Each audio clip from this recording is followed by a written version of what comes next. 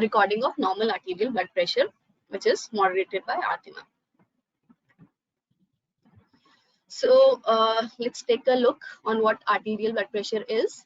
It is defined as the lateral pressure that is exerted by the moving column of blood on the walls of arteries. As we know, the blood pressure in the arteries does not remain same throughout the cardiac cycle. It fluctuates, hence it is also called pulsatile, and it fluctuates with different phases of the cardiac cycle, and so it is called pulsatile, and thus it has the following components: systolic blood pressure and diastolic blood pressure, as well as pulse pressure and mean arterial pressure. We'll have a look at all of these separately. Now, what is systolic blood pressure? It is the maximum pressure that is reached during the cardiac cycle, that is during the maximum ejection phase of the systole. So it ranges normally from 100 to 140 millimeters of mercury. Coming to diastolic pressure, it is the minimum pressure that occurs in diastole. It ranges from 60 to 90 millimeters of mercury. Pulse pressure, now coming to pulse pressure, it is the difference between both these, the systolic and the diastolic blood pressure. So it basically is the range through which this blood pressure fluctuates within the cardiac cycle. So it averages about 40 millimeters of mercury, and normal range for that is 30 to 60 millimeters of mercury. Coming to mean arterial pressure, what is mean arterial pressure? It is the average pressure during the entire cardiac cycle. Pressure fluctuates during different phases of the cardiac cycle. It is the average pressure that occurs during the cycle. And since the duration of the diastole is a little longer than that of the systole, so mean arterial pressure is slightly less than the systolic blood pressure, less than the average of systolic and diastolic blood pressure. And it is thus calculated as diastolic blood pressure plus 1/3 of pulse pressure. So did you understand? It is the average pressure that occurs in the arteries during the entire cardiac cycle. And as we know, the duration of the diastole is more than the duration of the systole, so it is more towards the diastolic blood pressure than and not the exact average of the systolic and diastolic blood pressure. This is the formula for mean arterial blood pressure, and it ranges from 90 to 100 millimeters of mercury. Now coming to how we can measure blood pressure. Blood pressure can be measured by direct method, in which an artery is punctured with a cannula and it is then connected to a manometer. The direct method measures the end pressure, which is the sum of lateral pressure as well as pressure due to kinetic energy. While in indirect method, what we do is we apply an external pressure using a cuff, so that the artery gets collapsed and we release the pressure slowly. Different methods for indirect measurement of blood pressure are palpatory method, oscillatory method, and auscultatory method. Now coming to the practical, the aim of our practical is to record the systemic arterial blood pressure, for which we require a stethoscope and a sphygmomanometer. This is a typical stethoscope, and these are the parts labeled here. This, as we know, is a ear tube, also known as binaural, with ear tips, a long tube, a rubber tube, along with a chest piece that contains a larger diaphragm and smaller bell. Coming to the sphygmomanometer, we can have different types of sphygmomanometer, like mercury sphygmomanometer, aneroid sphygmomanometer, and digital sphygmomanometer. Though in this practical, we will see the steps to measure blood pressure using a mercury sphygmomanometer. You will most probably be mostly be using aneroid sphygmomanometer, as mercury sphygmomanometer, use of mercury sphygmomanometer has been uh, stopped, and and with digital sphygmomanometer you essentially don't have to do anything. It's mostly automatic. So you need to learn how to use an aneroid sphygmomanometer.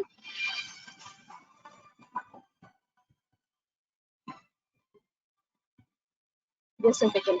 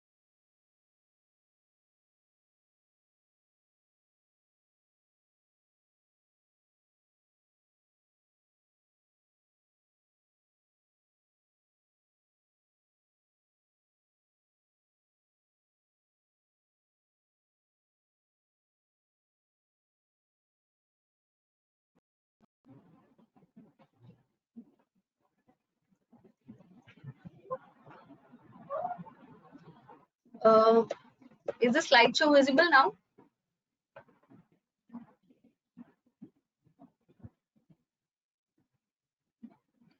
Is the screen visible?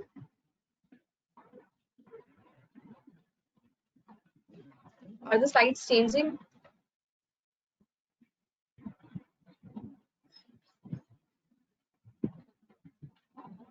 Okay.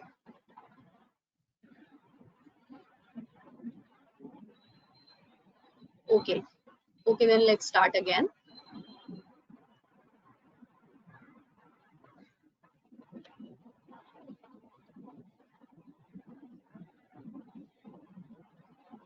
So,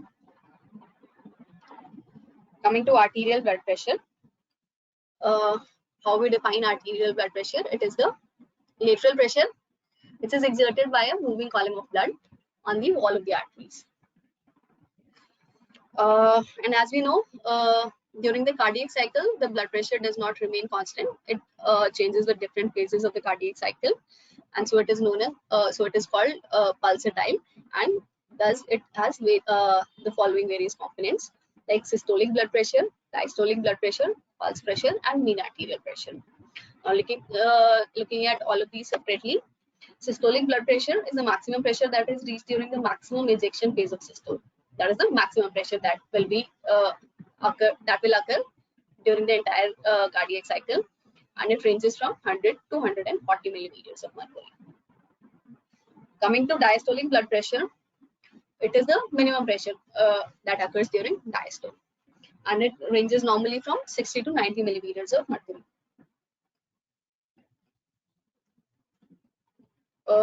Now coming to pulse pressure. Pulse pressure is the difference between the systolic and the diastolic blood pressure.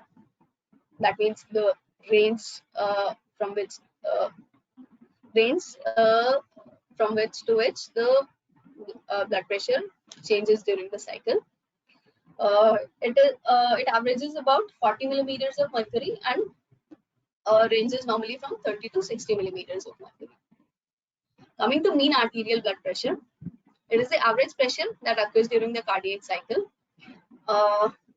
And since the duration of diastole is a little longer than that of the systole, so it it is more towards the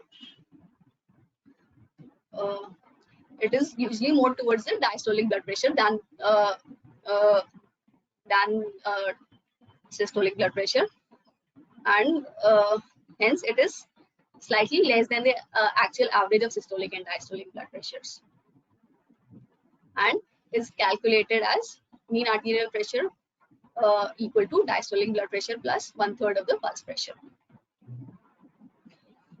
So is it clear? Since the duration of diastole is more than that of the systole, the mean pressure is more towards diastole than that uh, than the actual average of this systolic and diastolic blood pressure. The normal range for mean arterial pressure is 90 to 100 millimeters of mercury. Coming to how we can measure blood pressure. Blood pressure can be measured by direct method, in which an artery is actually punctured with a cannula, and then it is connected to a manometer. The direct method measures end pressure, which is the sum of the lateral pressure, as well as that due to kinetic energy. Now we mostly measure blood pressure indirectly, in which we collapse an artery by applying external pressure using a cuff. Different methods for that are palpatory method, oscillatory method, and oscillatory method. Now coming to the practical, the aim of a practical is to record the systemic arterial blood pressure, for which we require a stethoscope and a sphygmomanometer. Coming to a stethoscope, this is a stethoscope with following pieces, with following parts. This is a binaural or earpiece with ear tips, a long rubber tube connected to a chest piece that contains the one side diaphragm, that contains a diaphragm on one side and bell on the other side.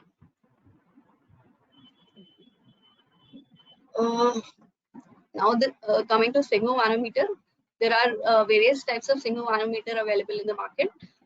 Mercury sphygmomanometer with a mercury column and scale, and an aneroid sphygmomanometer that contains a round scale without a mercury column, and a digital sphygmomanometer, which is largely automatic.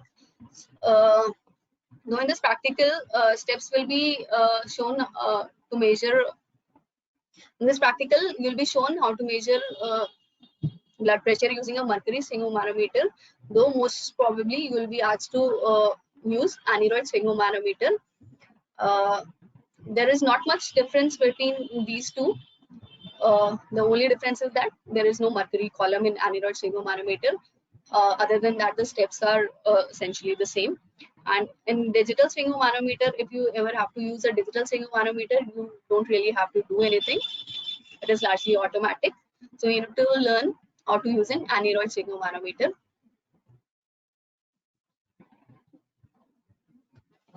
This is the mercury sphygmomanometer with a mercury column and a scale showing readings of the pressure. This is an aneroid sphygmomanometer that shows the reading of the pressure applied on an analog scale. This is a digital sphygmomanometer, which you only tie to the arm of the patient, and it automatically shows systolic, diastolic BP as well as pulse. Coming to the parts of a mercury sphygmomanometer, you see a scale, a mercury column along with scale showing the pressure, pressure band, a pneumatic ball used to inflate the cuff to increase the pressure, or along with the leak valve. There is a leak valve like this. This is the pneumatic ball, and there is an air release valve using which you can loosening which you can deflate the cuff, and tightening it you can increase the pressure. And so this was and this is a stethoscope. Now coming to the parts of an aneroid sphygmomanometer, it is largely the same. It also has a cuff with the hook and loop closure, an inflation bulb along with air release valve, and instead of a mercury column, It has an analog scale that shows increase and decrease in pressure. This shows the principle behind measuring of blood pressure using auscultatory method. We don't hear any sound when the artery is fully open. When we place a stethoscope on an artery without any pressure, or and neither we hear any sound when the artery is completely closed. But when we slowly open the artery and the blood flows with turbulence, we are able to hear sounds. We are able to hear a sound on the stethoscope, and that is how we are able to measure the pressure in the artery by measuring the pressure that we need to occlude. We just need to occlude the artery. Sorry. Now coming to the procedure, we'll first measure the arterial blood pressure using palpatory method and then by auscultatory method.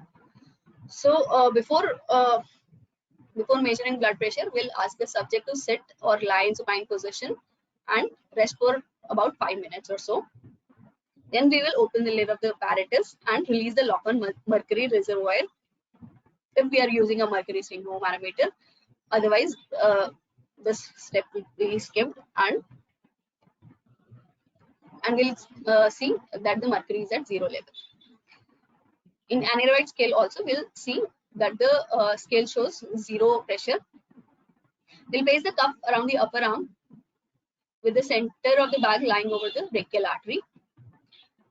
You must be knowing where brachial artery, where you can feel the brachial artery. It is just medial to the tendon of biceps muscle. So we'll ensure that the center of the bag lies just above the brachial artery, and the lower edge of the cuff lies about 3 centimeters above the elbow. We need to ensure that the cuff is neither too tight nor very loose, and the arm is at the level of the heart.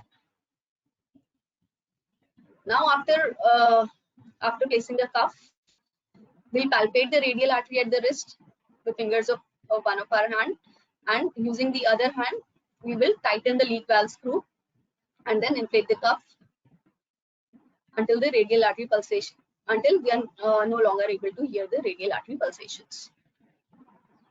We will note this pressure and continue inflating for another 30 to 40 millimeters pressure. And after that, we'll open the leak valve and gradually lower the pressure, so that the pressure decreases very slowly in steps of 2 to 4 millimeters of mercury.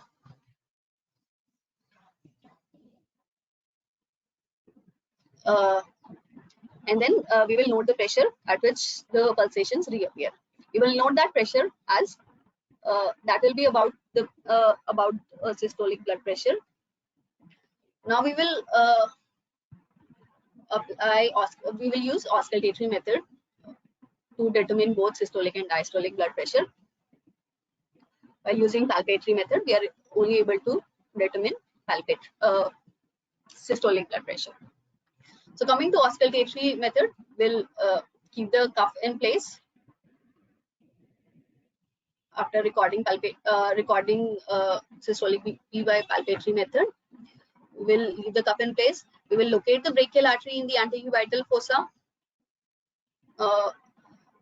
which lies just. We will feel for the brachial artery in antecubital fossa. We will hear the feel the pulsations just medial to the tendon of biceps muscle, and then we'll place the chest piece of the stethoscope on this point.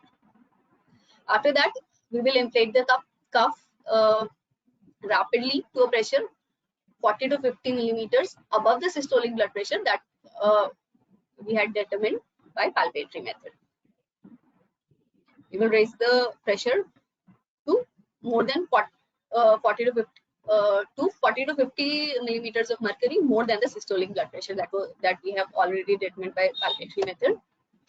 And then we will lower the pressure gradually until we are able to hear a clear, sharp, and tapping sound.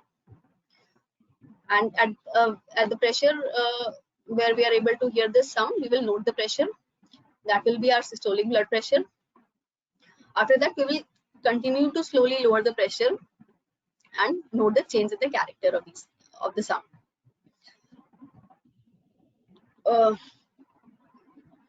While the character of the sound changes, it will disappear eventually, and we will note the pressure at which we are no longer able to hear any sound,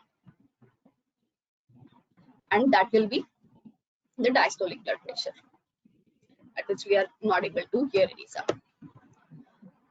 Now coming to forward cough sounds, what forward cough sounds are? They are the sounds that we are able to detect on stethoscope while using auscultatory method for blood pressure measurement, and they are used to define systolic and as well as diastolic pressures in the arterial system. There are five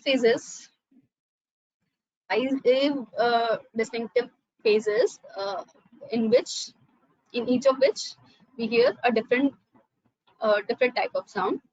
In phase 1, we hear a faint tapping sound when the jet of blood starts to cross the previously obstructed artery with turbulence.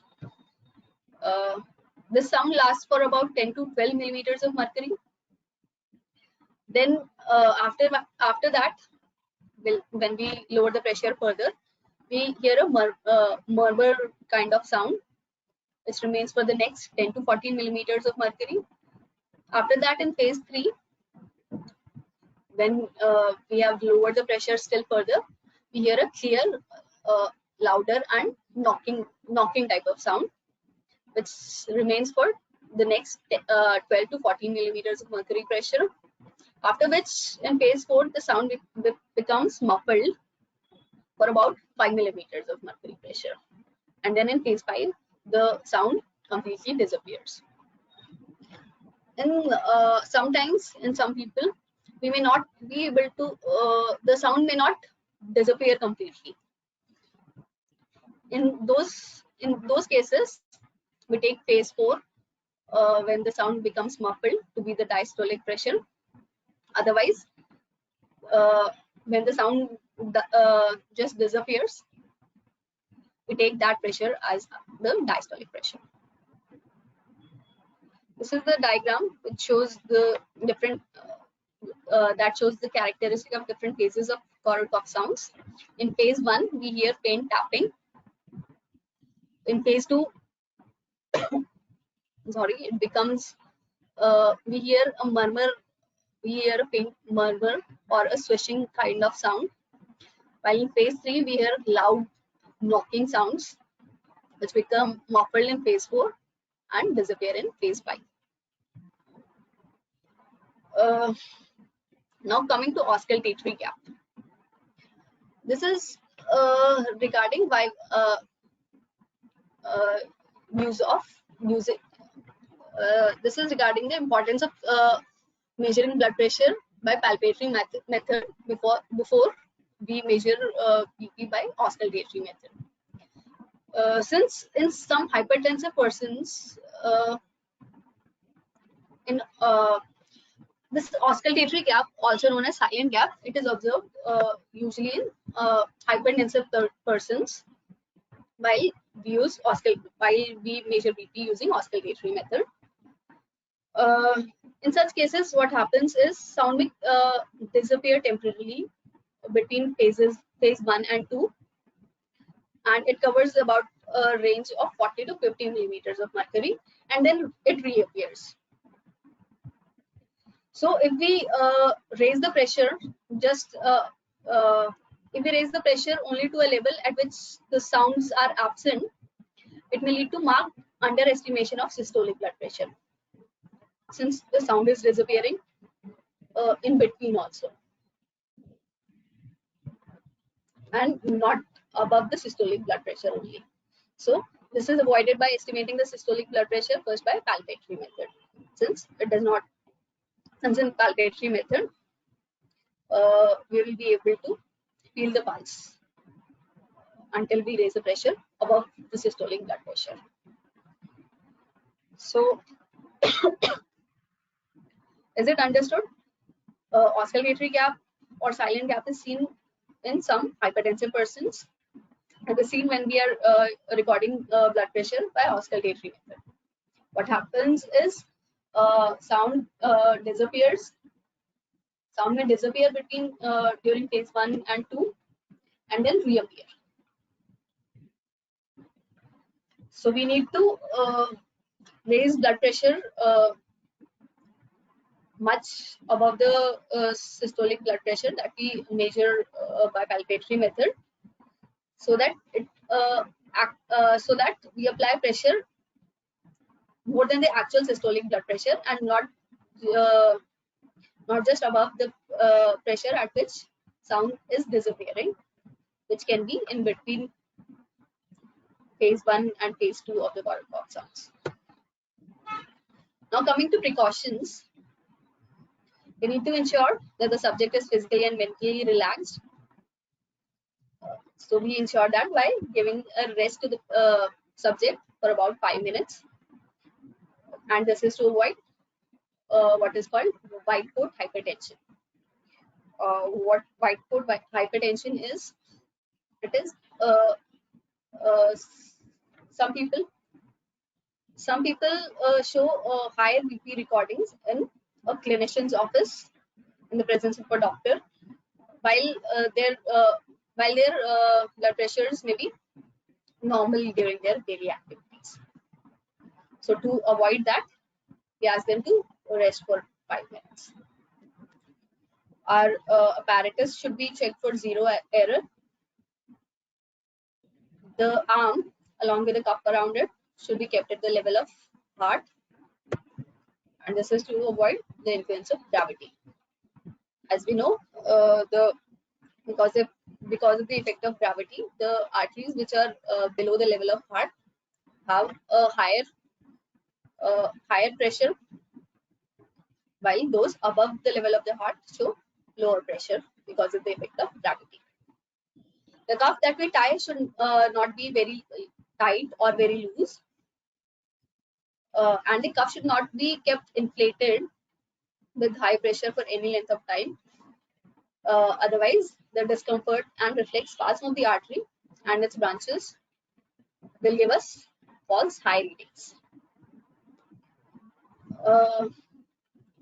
Pressure should not be applied on the artery using the chest piece of the stethoscope. Otherwise, a partial obstruction of the artery. Otherwise, this will cause partial obstruction of the artery and we will get a fake low reading. Also, we also need to check for pulse rate while recording blood pressure, as heart rate also affects blood pressure.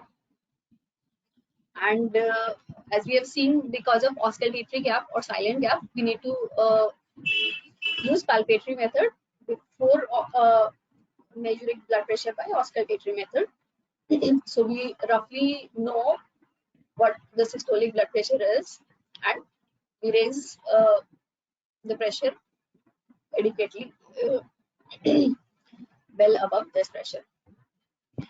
And in suspected and known case, in suspected or known cases of hypertension, pressure should always be raised well above 200 millimeters of mercury, or well above the level that was estimated by palpatory method, so that we don't get a fake low reading because of oscillatory gap.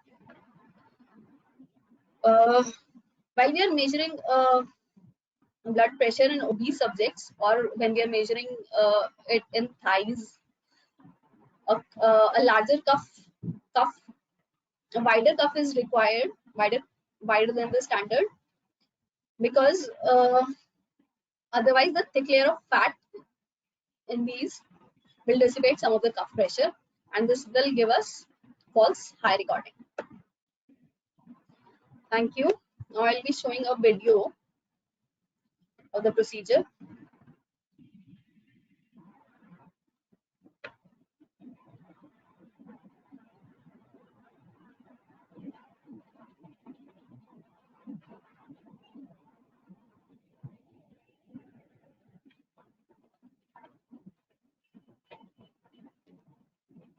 Is the video visible?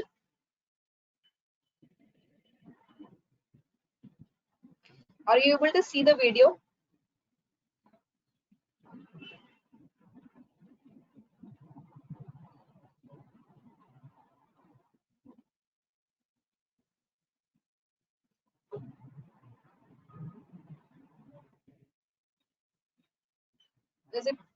Is it also audible?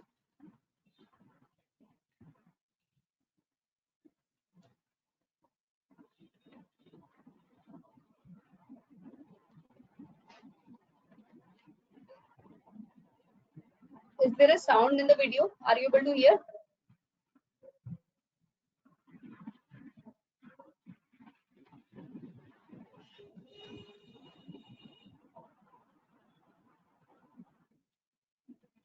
I am audible, but is the video audible?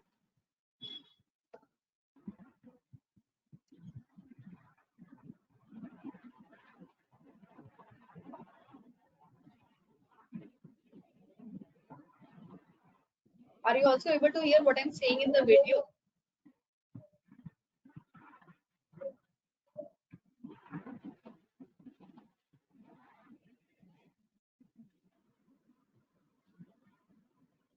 Okay.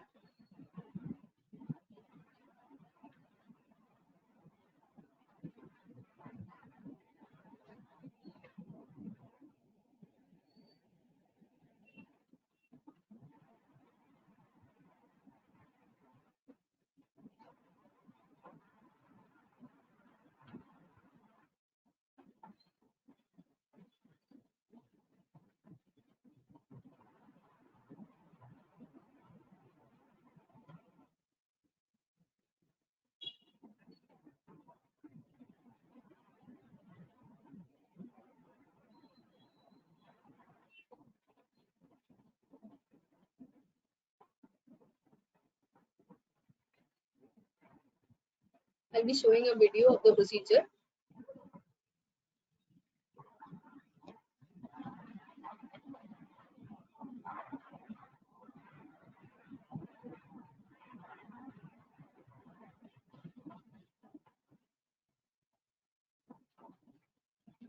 Is the video showing the procedure visible now?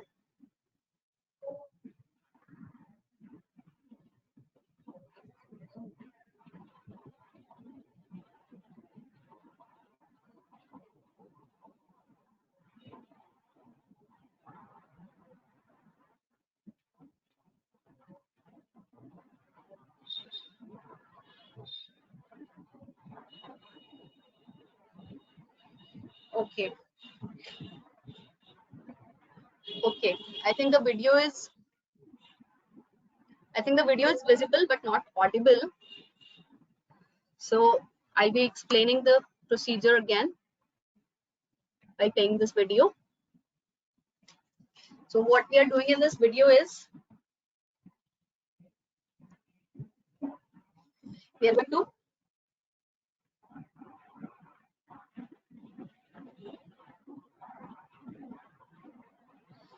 so in this video we'll learn to record arterial blood pressure using a mercury sphygmomanometer, though you will most probably be using an aneroid sphygmomanometer. There's not much difference in the procedure. It's just here there is a mercury column, and in aneroid you have an analog scale. You just have to note the pressure in the scale, whether there is mercury or not. That is not going to matter much. So first we will measure the pressure by palpatory method and then by auscultatory method. We will ask the subject to first sit and relax for at least 5 minutes. Then we are going to check for the apparatus. We will release the lock on the mercury reservoir and then check that the mercury is at the zero level.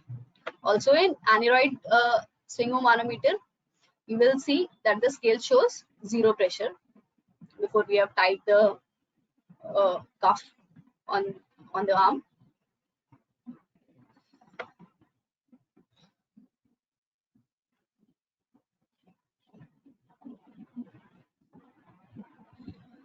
will now place the cuff around the upper arm with the center of the bag lying over the brachial artery and the lower edge about 3 centimeters above the elbow. Now the cuff should neither be too tight, not very loose, and the arm should be at the level of the heart. Now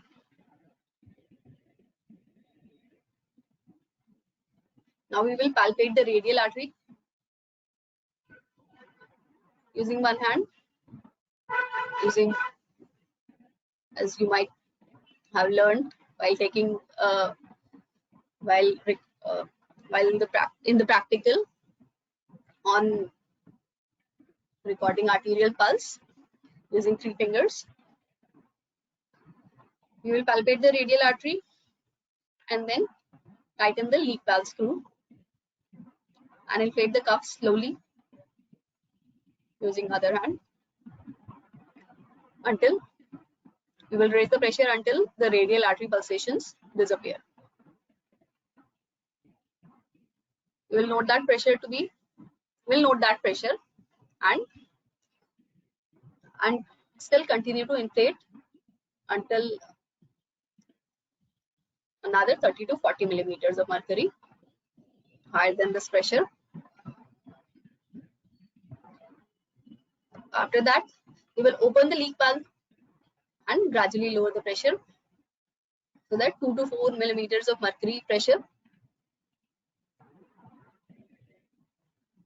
So that 2 to 4 millimeters of mercury pressure lowers falls at a time.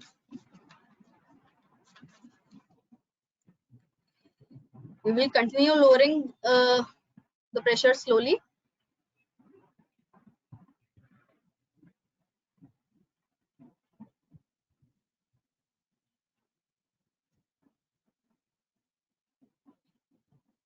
We will continue lowering the pressure slowly until the pulse just reappears. This will be the systolic blood pressure. After that, we will rapidly let the pressure fall to 0. We have noted the systolic blood pressure, at which was the radial artery pulsations disappeared. We raise the pressure of 30 to 40 millimeters higher than this pressure, and we slowly lowered the pressure and note the pressure again at which the pulsation reappeared. So that is our systolic blood pressure.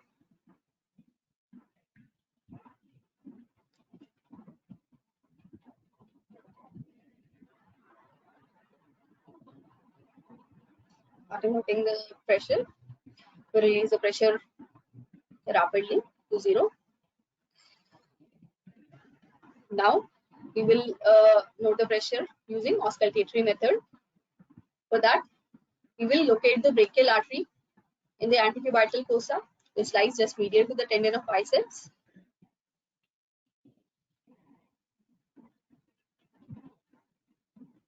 And then place the chest piece of the stethoscope on that point. As you can see here, we will place the chest piece of the stethoscope on brachial artery in the antecubital fossa. After that, we will inflate the cuff rapidly to a pressure that is 40 to 50 millimeters higher than the systolic blood pressure that we had already determined by palpatory method.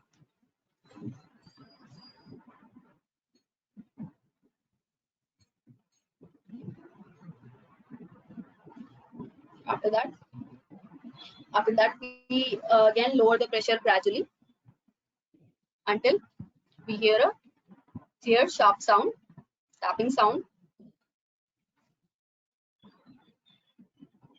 on the stethoscope. We will measure that pressure we will measure the, we will record that pressure at which we are able to hear clear sharp sound, and then further continue lowering the pressure slowly and note the change in character of the sound. Then we will note the pressure at which the sound disappears completely, and that will be our diastolic pressure.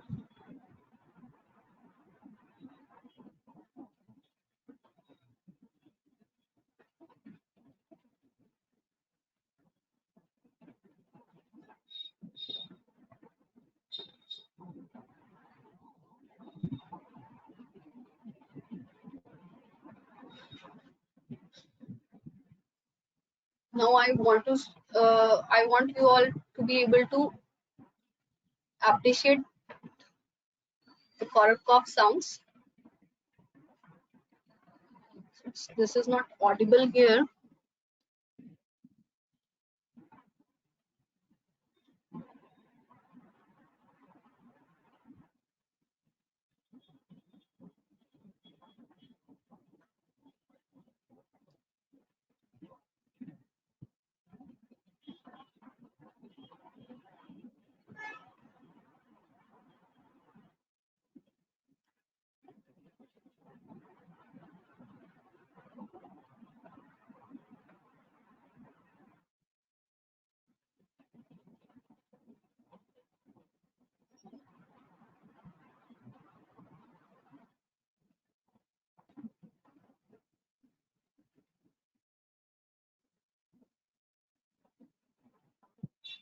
are you able to see the new video?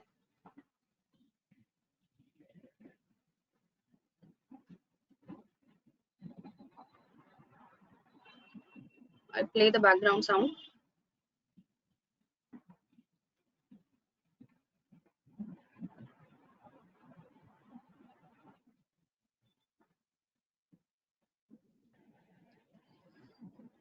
I'll play the sound so that you are able to appreciate how Korotkoff sounds are heard.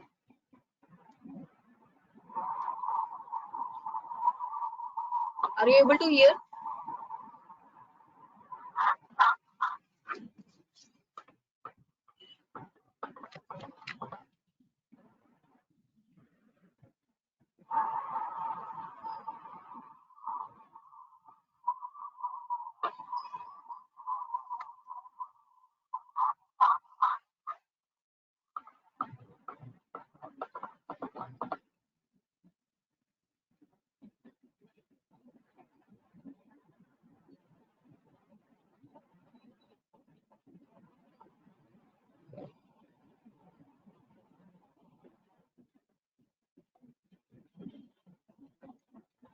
We play it again.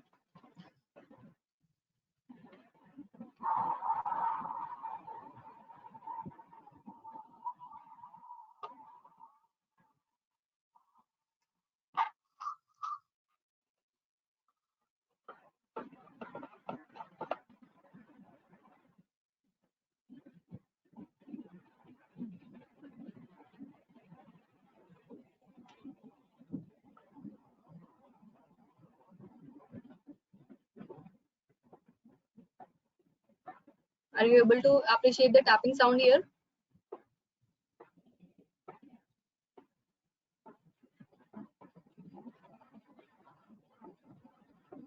It becomes like a murmur.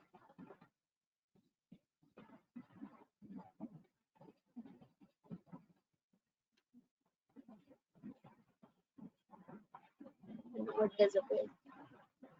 Are you able to appreciate the character of different phases of the sound? I'll be sharing this.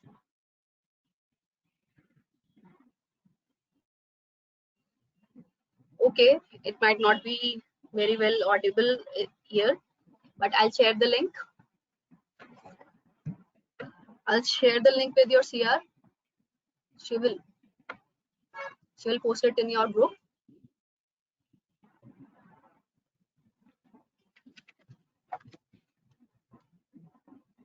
Hello.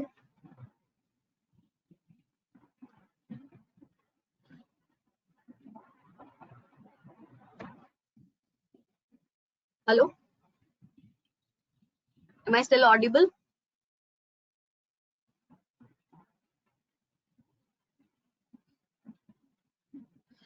I'll share the video with where you can appreciate the different phases of cough sounds to your CR. She will share it on your group.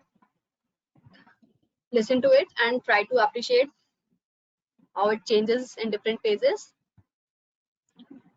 Uh, that's it.